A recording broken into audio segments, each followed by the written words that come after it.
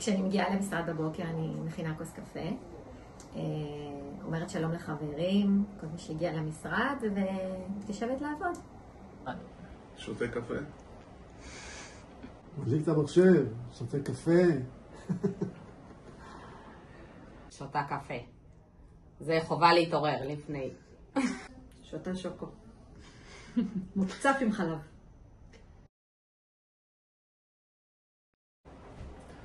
מדויק, מקצועי ואמין. בעצם יסודית, שירותית ומקצועית עד כמה שאפשר. עיצוב הנתונים לפי חוקים ורגולציות. עוף גוזל. יפה. שלמה ארצי. בתקופה הזו השיר של תבוא לי בחלום של עידן רייכל.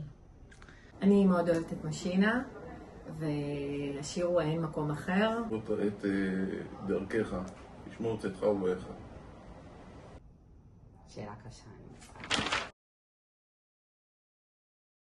בתחום הזה של העבודה, של ייעוץ פרישה, היה פה בחור בשם ודים, בחור צעיר, מוכשר מאוד, שבאמת היווה לפי דעתי השראה לתחום העבודה הזה, וכל מה שאני יודע היום למדתי ממנו.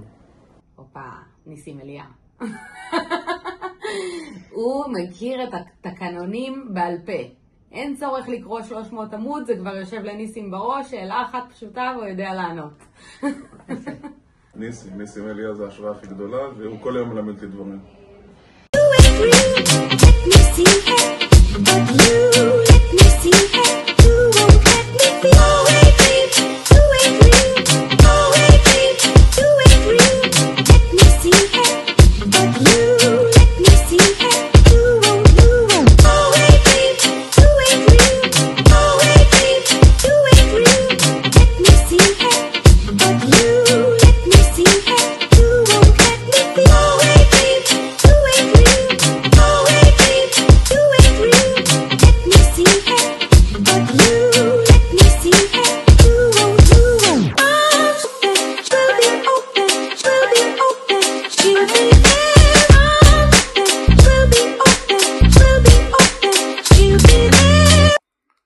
שלום חברים שלי, מה שלומכם? אני שולח לכם סרטון קצר.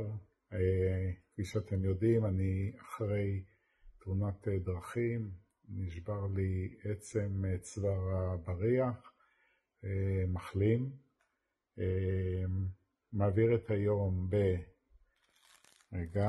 טלוויזיה, רגליים מפוסקות קדימה, קורא ספרים, יש לי פה הרבה מאוד ספרים,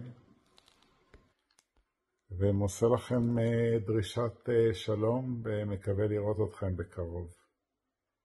תודה.